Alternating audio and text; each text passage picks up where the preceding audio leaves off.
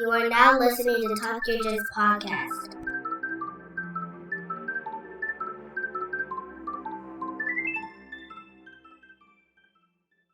Hello and welcome to Talk Your Jits podcast. This podcast is, as the name implies, all about Jiu Jitsu. I'm your host, Lamar Smith, and today's guest is a second-degree black belt who trains at College Park Mixed Martial Arts, located in Beltsville, Maryland. Ladies and gentlemen, Joshua Peters. How's it going? How's it going? It is going well, sir. How are you doing this morning? All right. Sitting down, enjoying the morning. Yeah, all right. Beautiful, beautiful Saturday morning. But let's not waste no time. Let's go in and if you want to formally introduce yourself again, by all means, and let's hear about your jiu-jitsu journey. Yeah, so my name is Joshua Peters. I am the owner and head coach at College Park Mixed Martial Arts. I am a second-degree black belt under Rainy Malakas, and retired professional MMA fighter. I'm still actively competing in grappling and jiu-jitsu, and also still refereeing from time to time. Okay. So I started martial arts in 1988 with Dennis Brown, studying Shaolin Kung Fu, primarily Northern style.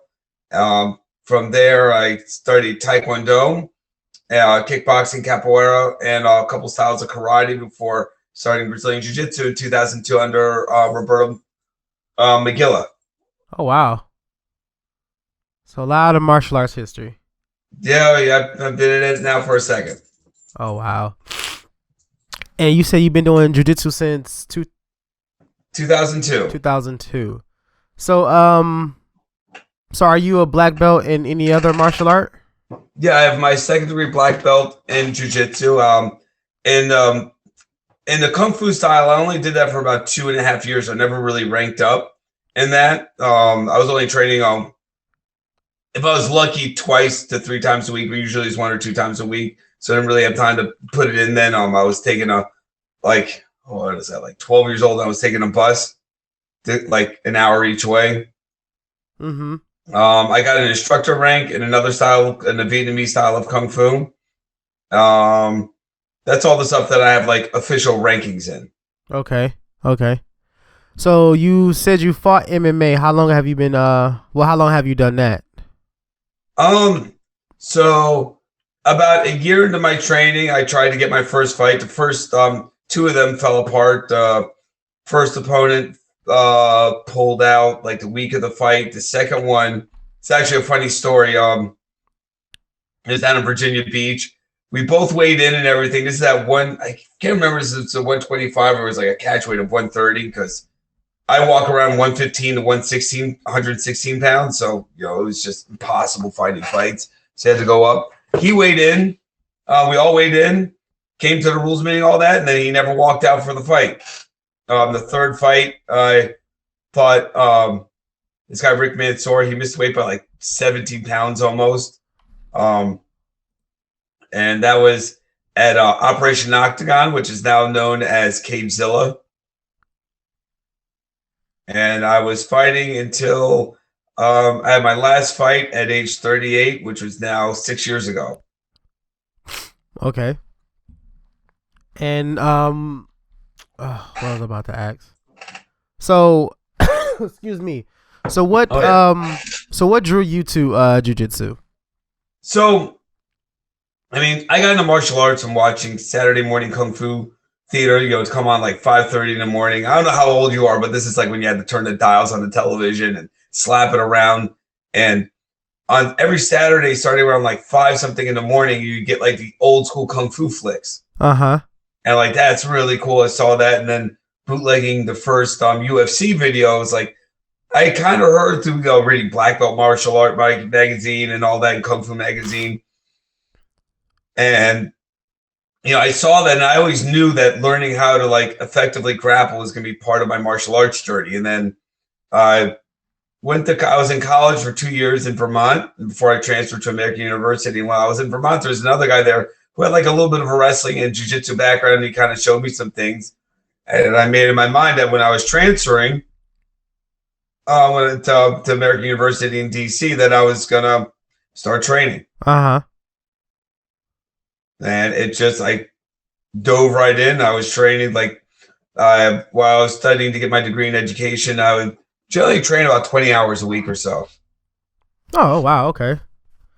I didn't have a life. I was like doing jiu-jitsu. I worked and I went to school, and that was it. Nice. Yeah, I'm kind of in the same boat. I train 2-3 times. I'm trying to push it up to 4, maybe 5, but yeah, about 3-4 days a week. Just I don't know, man. It's just something about jiu-jitsu that I just can't stay off the mats, man. It's addictive. It's very interesting. I already had like a long martial arts background before I got into it, but so for like when you're doing like kung fu or taekwondo, like all the quote unquote special moves are always grappling. If something like this is what you can do if someone grabs you or this here, and now it's like, oh, this is cool. I get to do the special moves all the time, and then you realize just how deep it is, and like it's easy to become obsessive about it. Right. It's very, very easy. And so yeah, I can ask you this question because you study different martial arts. So what was it about jiu-jitsu that made it so addicting for you? Well, one, it was now doing so I already had I said a pretty long background in striking, primarily striking martial arts. And now it was a chance to do something out just, cognitively different. It sort of engages a different area of the brain when you're grappling as opposed to striking. And I had a pretty good group of people around me, and they're all pretty competitive, and I tend to be pretty competitive. So that sort of fed that little tick in me. And just to keep on going, to want to always get better. Gotcha. Because I've tried traditional karate. I almost got into taekwondo. I've done MMA, and yeah, all those were like pretty cool.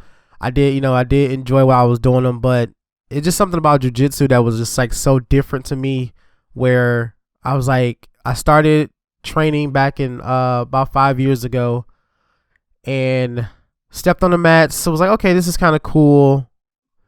And I'm trying to remember like the moment where it was like, oh snap, I can see myself doing this for a while, because every time I sit back and think about it, it's like I say like, oh yeah, around blue belt, and then it's like, oh no, it was kind of around white belt.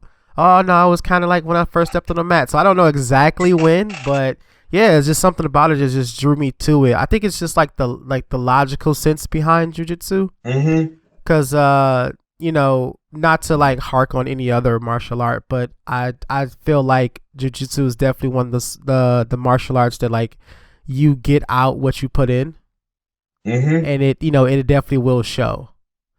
No, it's a real interesting thing that happens, that it's like learning any other skill. Like you're learning how to do addition, or you're going to learn how to read. That as you start getting better at it, it's like you want to get better, and you want to do it even better. You want to do it even better, and then you start seeing all these little ins and outs. And I got into jiu-jitsu because I wanted to compete in mixed martial arts, and I knew that knowing how to grapple to some degree or another is going to be an absolute minimum. And then I got to a point where I got a little older, and I don't want to get hit in the head anymore. And by then I already had my school established, and it gives me a chance to scratch that competitive itch, to go out and like really feel what it has is a real physical confrontation with someone, and not be busted up the next day. Yeah. Like you can definitely you can step on the match and get beat up, bruised, but the next day you're ready to step back on them. But I'm sorry, go ahead. Yeah, so and then what happens is, I think also so much is personality dependent. Just as your jiu-jitsu style, I think, is very dependent upon your personality and who you are. That's the art in the martial art, is how you express getting to an arm bar or a sweep or a pass or a takedown or anything. And it really helps you explore inside, because you become much more in touch with who you are as a person. As one of my friends, Adisa, runs Bishop Chronicles, another interesting martial art and philosophy related podcast. He had a friend who said, Jiu Jitsu is dress rehearsal for death.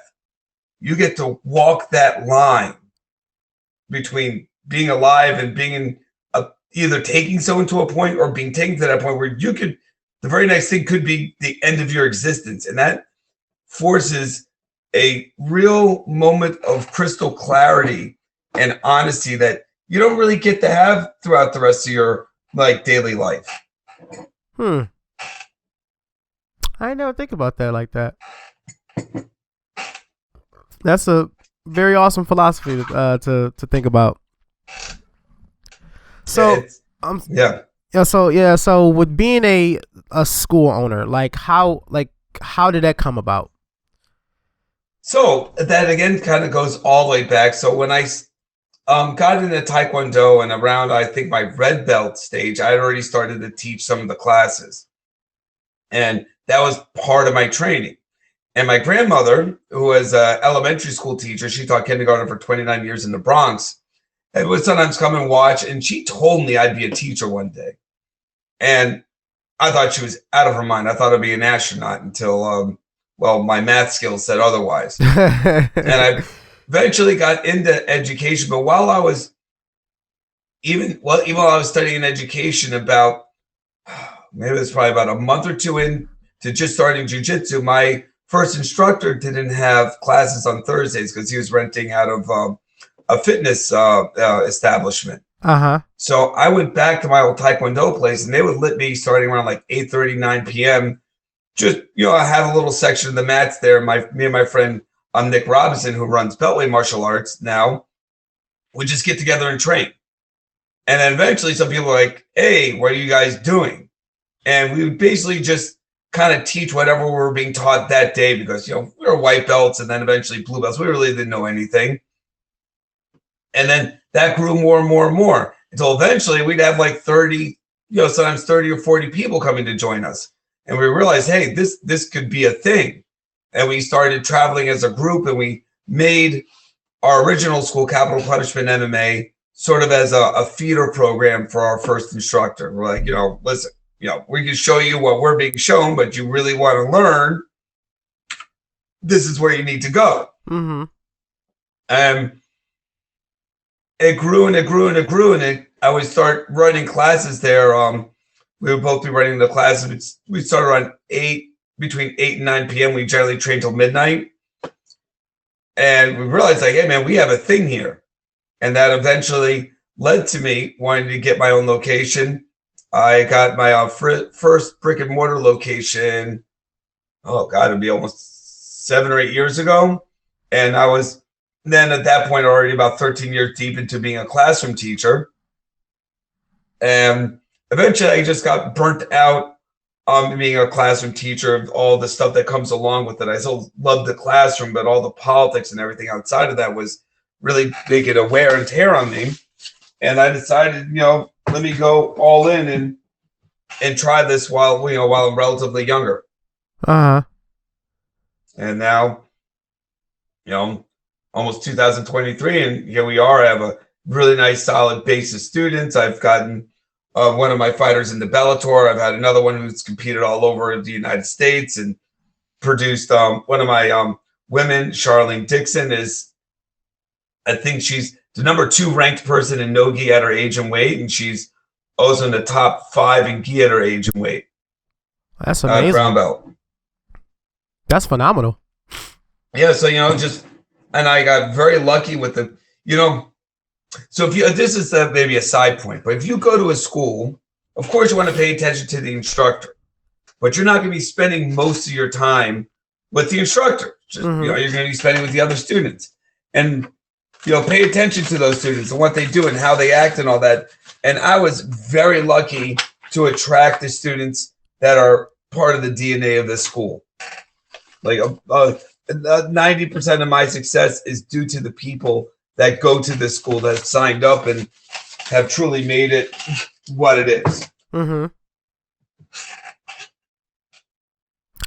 So, sorry if there's some popping. I have 2 little dogs, and sometimes they get excited that one of them like almost ripped apart the cord jumping around in my lap. Oh no. But you know. But that's very awesome because yeah, so like at my school, we're a fairly small school. Mm-hmm. And I'm one of the assistant instructors there. And I did an episode with my instructor maybe like a few weeks ago. But we've always talked about that, like the future of the school, and he was like, he always saw me like teaching at my own school. And it's one thing to like teach a class, like I'll do the kids class the majority of the time, and then I'll do our adults class, and I've been bouncing up the idea of having like a Saturday class, but not exactly sure what. But I don't know. I think it just feels weird to think of like you're going to be responsible for a whole entire school. Oh, it's and anyone who doesn't feel like that, I don't think needs to be in teaching. I really think you need to start every day and end every day in gratitude for the people that are willing to pay you their hard-earned money to come and teach you a skill, and they're trusting that you're going to give your best. That's it's both an honor and a privilege to do that because they can go anywhere. Yeah. I guess speaking, they're choosing to come to you. Yep. I mean, because you kind of almost, well, I know kind of almost, you have to treat it like it's a business, because you have these people who, is taking time out of their day, their week, and their, busy schedules to come learn something from you. And, you have to show that gratitude. You have to, you need them more than they need you, in a sense, when it comes to like, owning and operating a school. Absolutely. Outkast has this this great line in one of their songs. He goes, "If you don't move your feet, then we don't eat. So it's like we're neck and neck." Yep. And it's like that.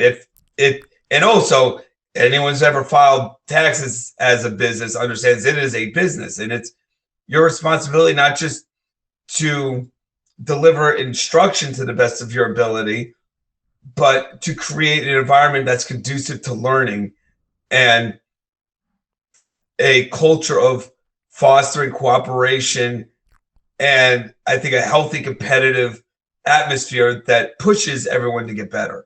Right. So what would be your school philosophy? I guess I can say. So I have my background in education. One of the things you learn there, like, it's kind of crazy. So some of those important lessons I learned in the first week of teaching and my first week in classes. And one of the first things, the very first class I had at AU that was inside my major was a methods class and classroom management.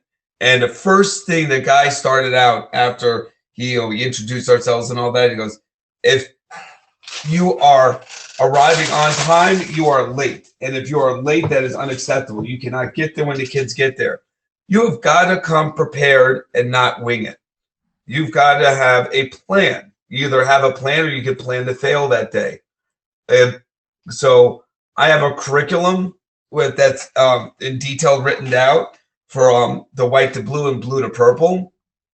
And it's a living curriculum. I don't believe in having a Bible. A Bible is something that's a historical document of how a religion should operate. And I think what makes Jiu Jitsu different than, say, Taekwondo is a very set of moves, and it's really hasn't changed much outside of some of the athletic aspects of it in the last 60 years.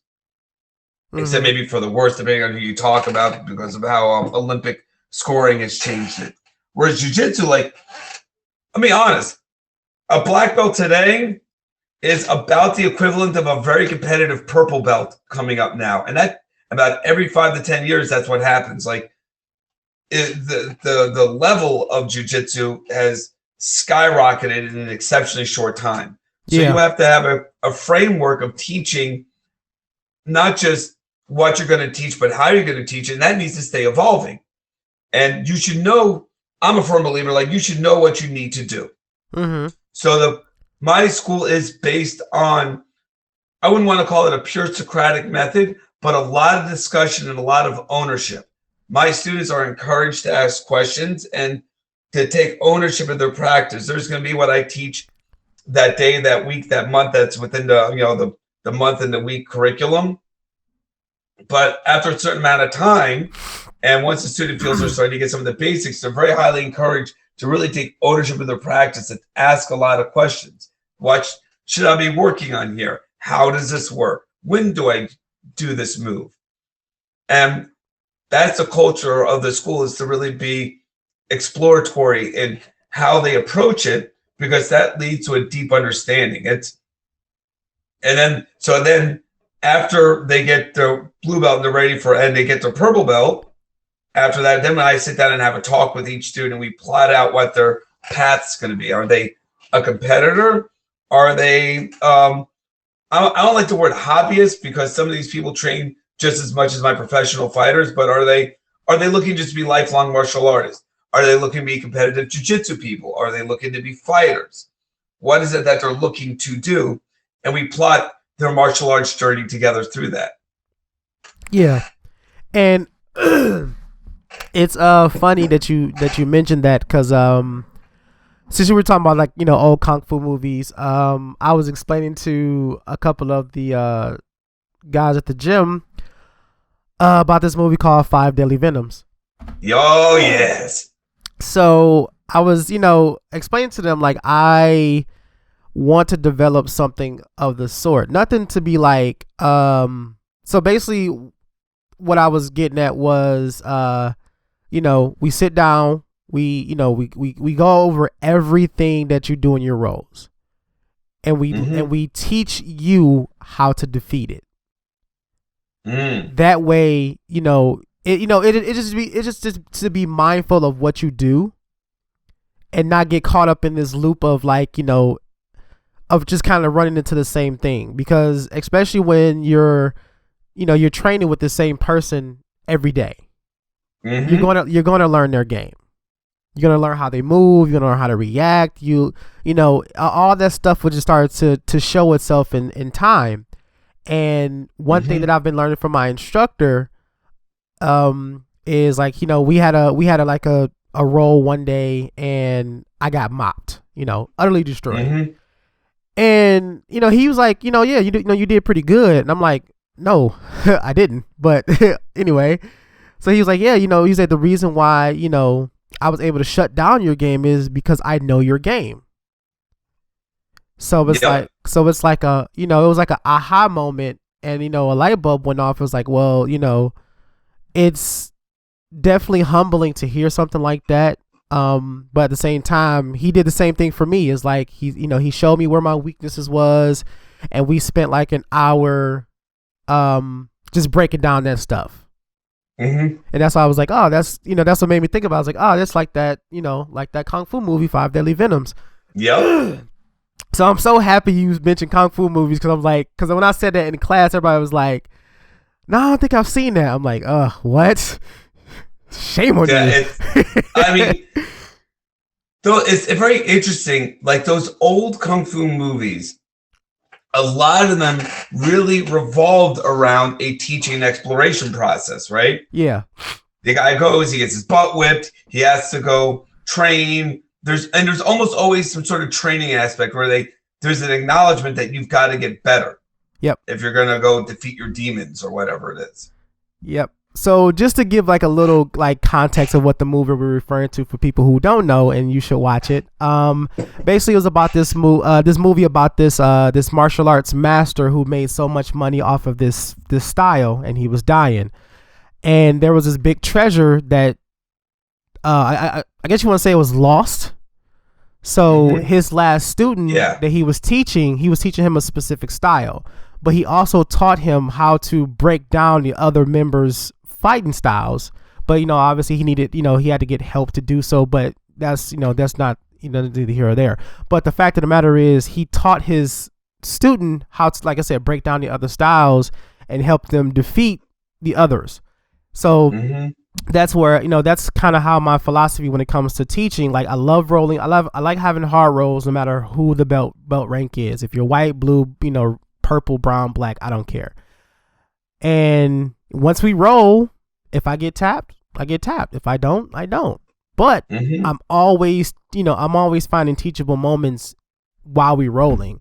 Like, for example, one of our blue belts, phenomenal guy. Every time we roll, I always tell him, like, dude, I can see the gears turning when it comes to the way you move, the way you try to, you go for your attacks. But it always seems like when you get to the cusp of the submission, you hesitate. And then for example, we was rolling, he had top mount and he was going for an arm bar. He had me in technical mount and he was going for an arm bar. And I was like, okay, let me see how he's going to finish this. And he goes for the arm bar, but he freezes. And then I'm like, okay. So I was like, I just kind of moved around a little bit to see what he was going to do. Then he tried to adjust himself. Like, he took like 2 steps back and then tried to jump back into the arm bar. But obviously at that point I was able to counter it. So I was telling him, like, dude, like, go for it. Like, you had it locked in. You had it, your form was proper. You had the proper grip on the arm. If you would just fell back and did your arm bar, you would have had it. But he was like, man, I was just thinking about this and that. And I was just trying to think of, like, what would you do if you was to counter it? I was like, don't think about my game. Focus on your game. Like, my game is to make you break your game. And vice versa. Like, I'm not worrying about, okay, if I do this, will he do this or will he do that? Like, no, I need for you to just screw up everything you were thinking about and just bend to my will. That's what Randy Couture said in an old interview. He goes, fighting is about imposing your will. Yeah. It's not about it's not about punching or kicking or anything. You've just got to make the person do what you want to do and not let them do what they want to do.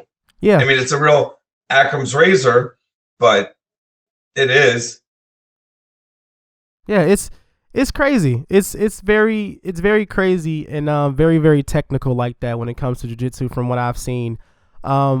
Just even recently, like, watching Gordon Ryan's super fights, watching ADCC, and then watching some just random local in-house tournaments I found on YouTube these last couple weeks.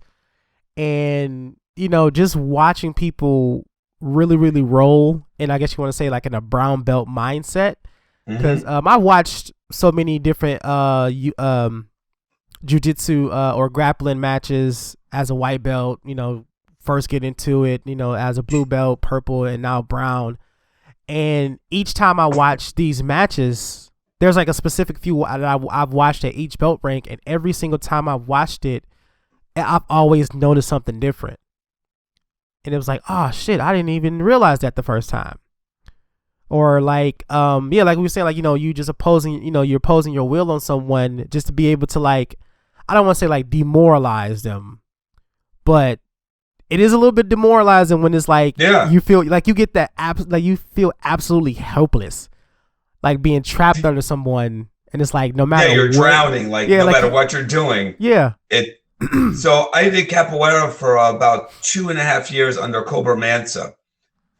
He was a teacher or run a club at GW, George Washington University, and he once said all warfare is trickery. Yep. And it's true. Like, you get down, you feel like sometimes like you get swept, or any effective offense is mounted on you. It almost sounds like you got suckered. Like, God damn it, I knew I shouldn't have played that 3-card Monty with someone. Yeah. Like, and almost like, and as you get better, at least for me, it was like I'd watch myself getting caught and be like, God damn it, I know this is about to happen, and I'm in such a bad position, I can't do much to stop it. I just got to react and try to fight out of it. Yeah. And my instructor is cynical for that, because he'll set up a sweep, and it'd be so weird because the sweep is coming, but it's just like you can't stop it, and he just goes so slow with it, and it's like, oh man, this is crazy. It's not, especially like, so like there's always been a couple experiences that will stand out. Like, so when I can't remember if I was a purple or a blue belt, and this is 17, 18 years ago. Marcelo Garcia came down for a seminar. Then he rolled with everyone. And I watched people like actually try to go after him, and he would just obliterate them. And I rolling with him, and he caught me in his guillotine choke. And it didn't feel like anything. Like there really wasn't a lot of pressure on my neck. Then all of a sudden I started blacking out. And I'm like, what in the hell? Like, what sort of like voodoo magic is this? And his technique was just so perfect. And then like we restart. I'm inside of his guard. I'm working to pass. And he kind of twitched his hips and I went flying. He's like, oh, I can feel that your balance is a little off. I'm like, what? Yeah. It was unreal. And then another I used to be under a different instructor whose lineage also coincides with Roberto Travin, who was he got to be number 2 in the UFC heavyweight. He was still competitive in Jiu Jitsu, like he's ADCC champ, IBJJF, everything in grappling. And he rolled with 10 of us black belts back to back, 10-minute rounds without stopping. And was easily 10 years older than everyone else he was rolling with. And he's breathing didn't change. No matter how fast or slow he was going, no matter what he was doing, whether he was still or he's transitioning or attacking, he just kept breathing the same. And he just hit his energy level at the beginning, and then like almost 2 hours later was the same. So that like his ability for energy management was just it was like watching like a Star Wars Sith Lord or something. And then experiencing it. And I'm like, I was at a couple of years ago, a Bruno Malfacini seminar, and then he rolls with all the black belts at the end. Does to everyone exactly what he showed in the way he showed it. And it's like, God damn it, we know exactly what he's going to do. And he was just at such a high level, and you just couldn't stop it. Yeah. And then you get to see what these levels of mastery, and even I had a match with Christian Woodmansey, with one of the best roosterweight in the world, and he eventually caught me. Like we had a really competitive match until the very end, where once he got a little bit ahead, his level of mastery was just enough to make me fall behind, and he caught me in an armbar. Yep. Like it was kind of cool to see that, because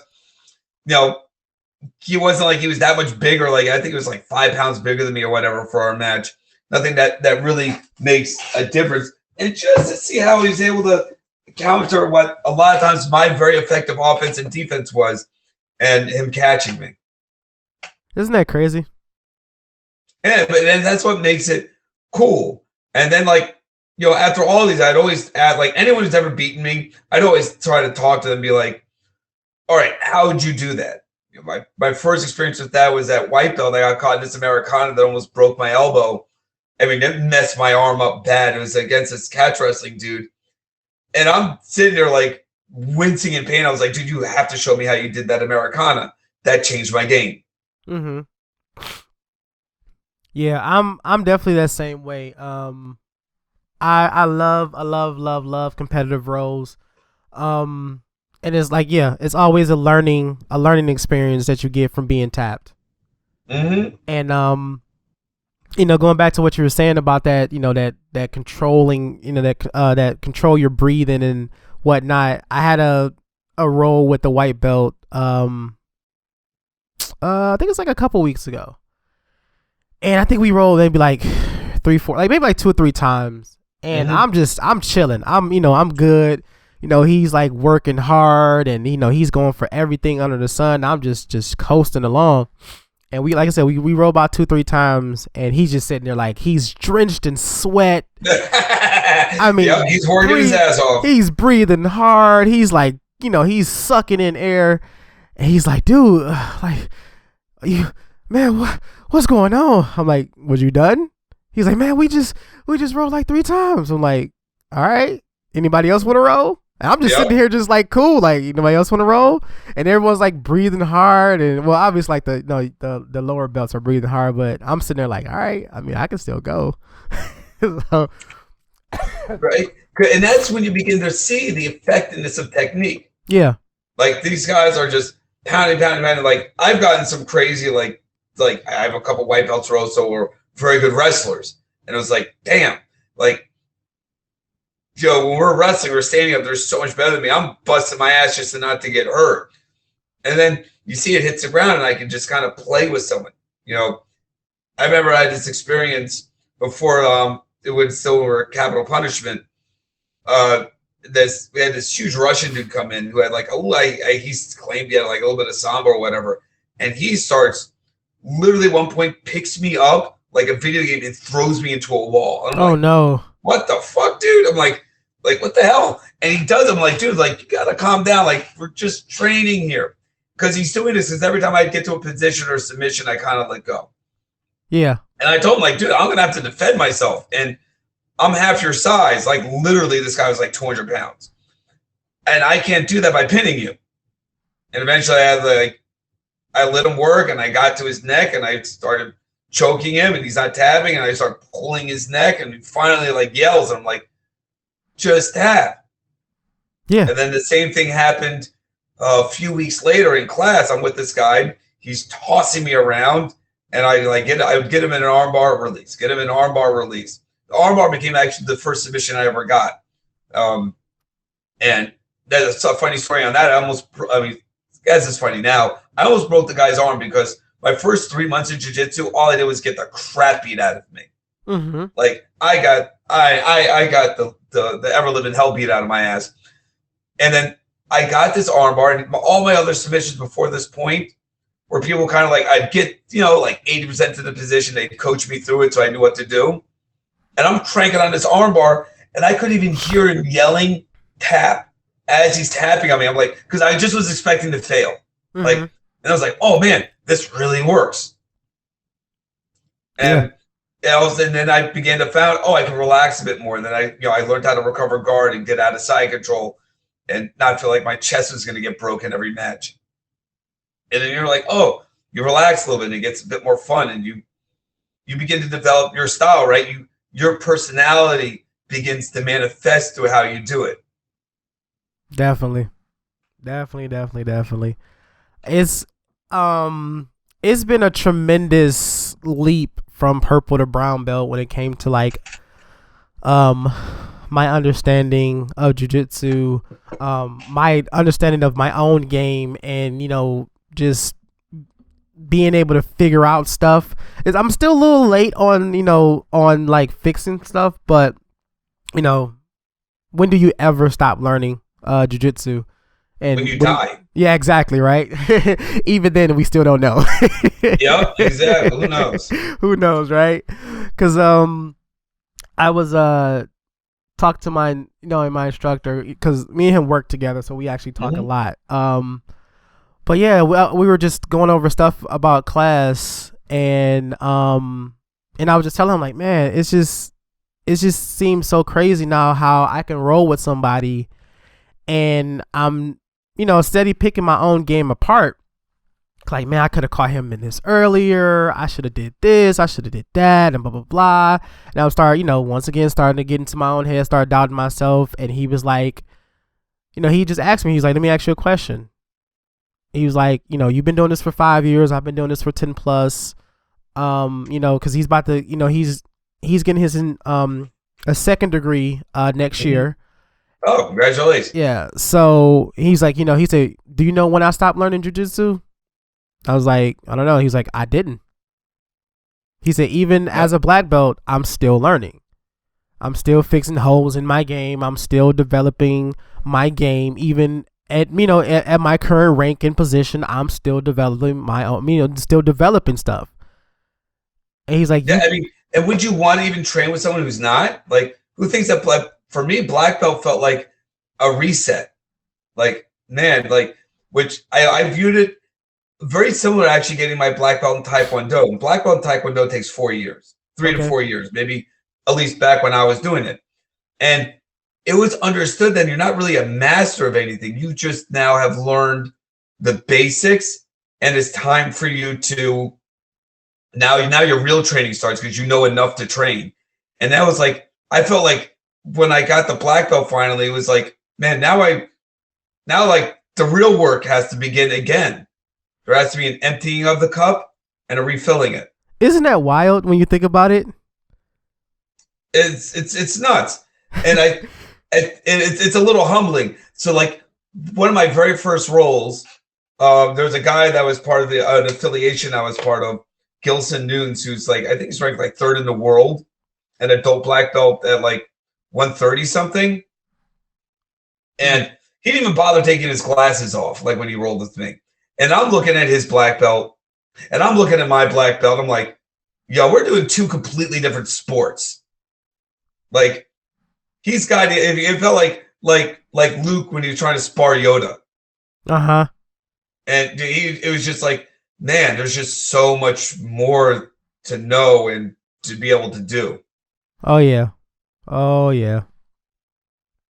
And like so that's that's one of the things my instructor always say, like, once you get the black belt, that's when jiu-jitsu starts. And it's like, how is that even possible? Like, you devote so much time to this craft, this sport, this martial art, this philosophy, this life-changing thing, if you want to take it that far. And you think you're doing this for 5, 6, 10 plus years, then you get your black belt, and then you hear that's when jiu-jitsu starts. Yep. So it's like, what the hell I've been doing since then? Well, yeah. So this is interesting. Oh God, this was now about almost. I'm like 7 years, so this has been about 8 years ago, 8 years ago, right around the time I got my black belt. I was inside. I was visiting my parents, and I'm inside my dad's study. My dad has his PhD in physics, and I'm looking around and he still has like a lot of his undergrad and his graduate and his doctoral books there. All his undergrad and graduate books were like, first it was this 101, then it was advanced calculus, advanced Newtonian motion, advanced thermodynamics. Then I looked at all of his doctorate books. All of them said fundamentals of or intro to. And that really set a light off. All the advanced stuff, all the Berimbolo and K-Guard and all this other stuff, all those are advanced expressions of a deep understanding of fundamentals, because it's understanding the fundamental of the universe, fundamental nature of the universe that allows us to understand it and comprehend it. Mm-hmm. And it's those fundamental knowledge of human movement and anatomy and kinesiology that allows us to understand jiu-jitsu, because ultimately it is the understanding of human motion. Yeah. But not thinking about that, it makes a lot of sense, because so like when you're looking at jiu-jitsu through, I guess you want to say, experienced eyes, excuse me, you started to you see a lot stuff, you see stuff a lot different, like for a prime example, my instructor can be going over a technique, and everyone's around, like, just like in ooh and ah of seeing something, and I'm just kind of like, okay, Mm-hmm. yeah, I've seen that before. And I'll have a moment where I'm working a technique with someone, and just say, for example, they fall different than what the uki did during the demonstration, and it's like, oh snap, there's something else here. Mm-hmm. Like, wait, come back, let me try something. And it's just like, it's constantly evolving, it's constantly changing, constantly evolving. And I don't really see any other martial art that evolves as rapid as jiu-jitsu does. There hasn't, and I mean, part of that is thankfully due to not evolution, but the development of like more open rule sets. Like, you had the development like submission only, which first people, to my knowledge, actually do that was U.S. Grappling, which is now unfortunately defunct. But they had true submission, unlimited time matches. And so that requires a different pace. Like, I had a match under that that was 58 minutes long. Ooh, God. Yeah, it was crazy. I mean, Jimmy Serra, an exceptionally talented grappler, wrestler, and fighter. I believe he's back in the PA area now. We went at, and he eventually ended up catching me with a face crank at the end of the back, and I was just like too tired to defend it. He was able to wear me out by being a little bit better at stuff, and which is, those matches require a different pace and a different rhythm. And then you have like ADCC, which is a little bit different. You have the EBI rule set, which is a little bit different. You have, all these different ways of approaching it. And that forces, if you're going to be a jiu-jitsu competitor, you really have to be able to compete under a bunch of different rules. It's like kind of a little different than judo, which rules changes have been one of the biggest catalysts in its evolution, where, the Kodokan will say when they banned leg grabs, when they put restrictions on grips.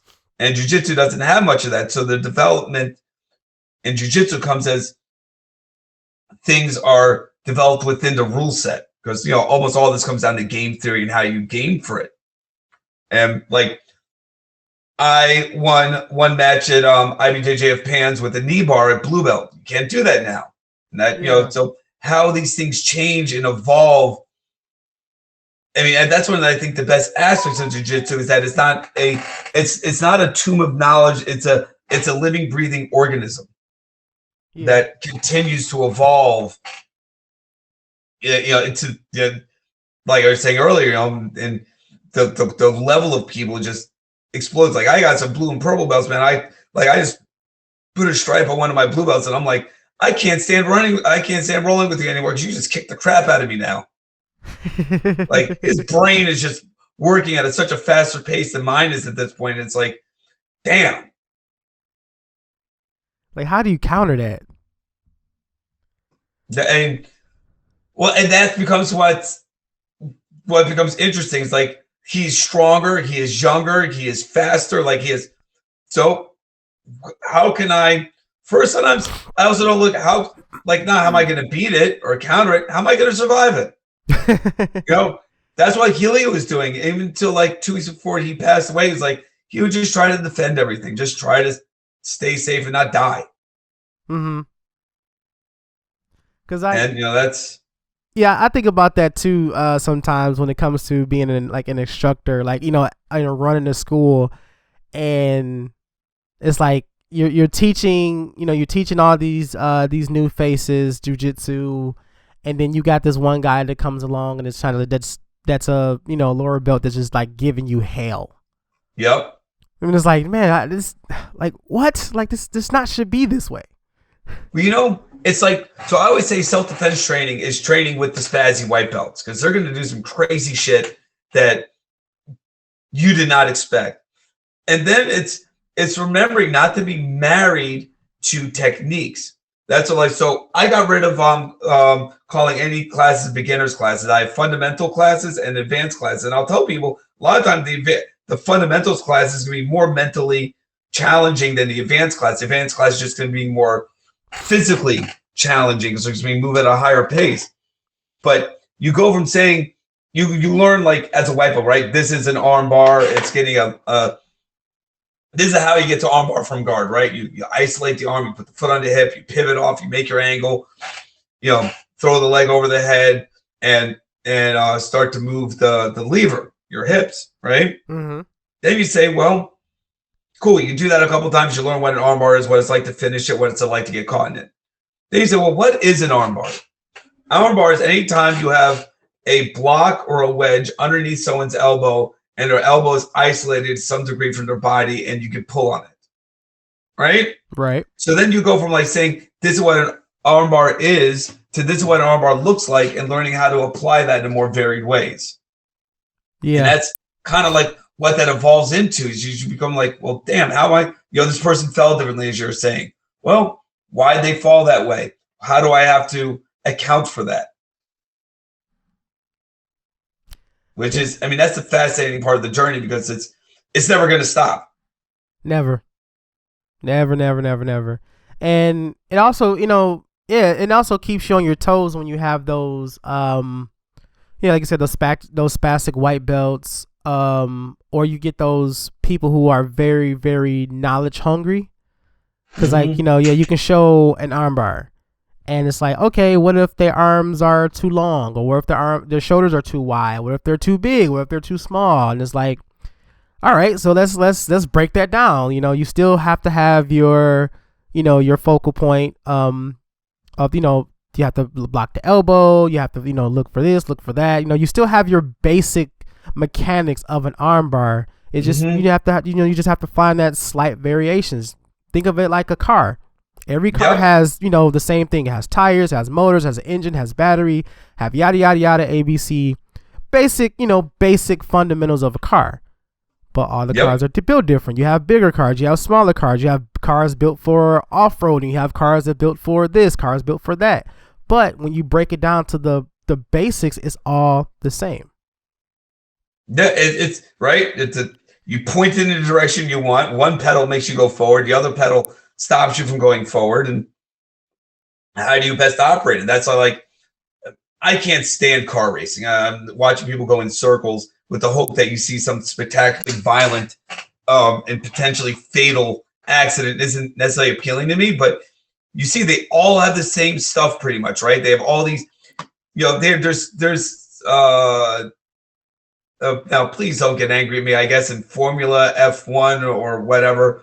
I mean, they have specifications down to the ounce of how much things can weigh and where things go. And yet someone's going to win. Yeah. When almost all the equipment is almost exactly the same as how they drive that equipment, right?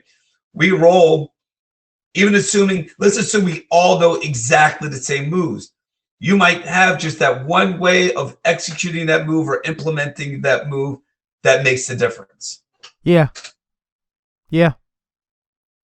And there's nothing wrong with that.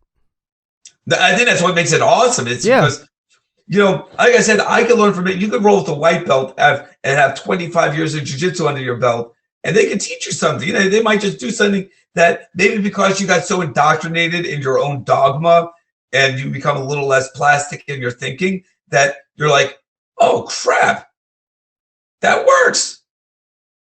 Mm-hmm. Mm-hmm. And like one thing I love about it is like when for example, we were going over just an arm lock series from Sai, Americana, spiral lock, straight arm lock, Kimura, stuff like that. And one of our classmates, he's a young guy. I think he's like 17 or 18.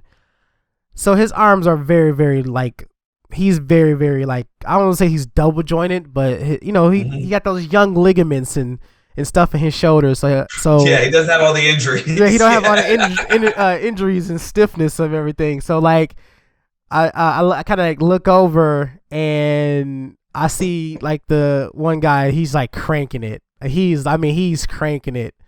Almost turned back to stomach. How hard he was turning his armbar. this Kimura, and he's like, man, I can't.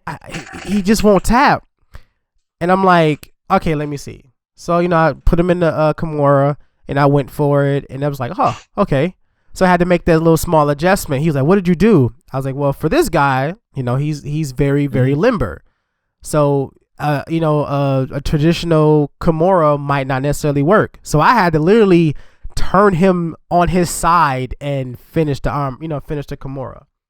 I was like, sometimes you just have to, you just have to make those adjustments. But that's another story, another time. Well, it's like knowing the right tool for the right time, right? Yeah. A wrench, a hammer, a pickaxe are all excellent tools. Yep. But I don't necessarily use a pickaxe when I'm changing a tire. I'm not necessarily using a hammer when I'm trying to tighten a bolt. Right. So that's it's right. So you have to use the right thing at the right time and use it appropriately. Exactly. But yeah, all that stuff comes with time. The more and more you put time into jiu-jitsu, the more you'll figure out this type of stuff. No, absolutely. And then they have experiences 5-10 years down the road, you're like, oh man, maybe I figured this out a little wrong, or it's changed. The game's a little different. Here's another way of doing it. That's for me what makes the martial arts journey so rewarding, is that learning and unlearning, right? Yep. All the Bruce Lee, there is no technique.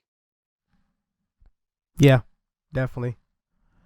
But Yeah, man, if you got any other questions for me, I definitely want you to shout out your school. If you got anything coming up, any events, any competitions or anything like that, man, the floor is all yours.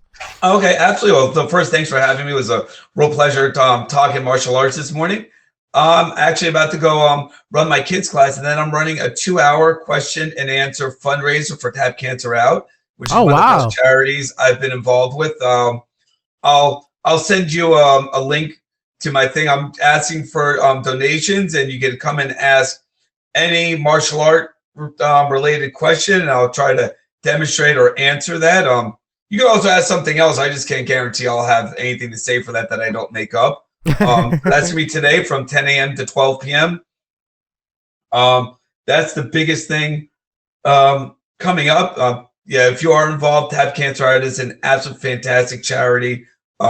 So like 90 cents on the dollar goes back into the charity, into what they say that they do. So they're real honest, really good people. Outside of that, just getting ready. I have one of my guys, Jamal Johnson, has a fight at NFC on January 20th. So we're getting him ready for that. I have another guy doing a smoker a little bit later today. And if you're in the DMV area, K-Jilla is tonight in Manassas. It's one of the best regional pro-am shows that you can go to. They even have their own building, which is very unusual for a martial arts promotion. Absolutely fan. They really do just. Jeff Wild runs a ridiculously good show, so check them out. You can hit me up at collegeparkmma.com.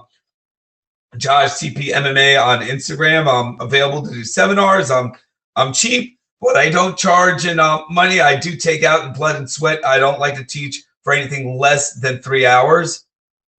If I'm gonna go, we're gonna go. We're gonna make it worth it. So you can get at me if you're interested in having me out and getting a very small guy's perspective on martial arts. Definitely, man. And I wish you all the best. And yeah, man. Real quick, Tap Cancer Out was one of the first tournaments that I've done. Very, very awesome organization. I definitely stand behind it and wish them all the best.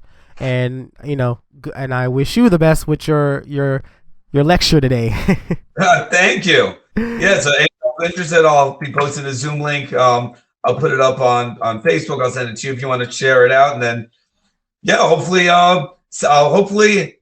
if you're listening, we get to train together. I love meeting people. Love getting out there and seeing this awesome world of brotherhood that we have in jiu-jitsu. And I could not agree more. And that's the end of today's episode. I would like to thank my guest Joshua again for coming on and sharing his experience and tales with us. I hope you guys gained something from it. Please go and follow our Facebook and Instagram pages to stay up to date on all future episodes. This has been Talk Your Jits podcast. Keep rolling, keep grinding, and remember, long live jiu-jitsu. Have a great day.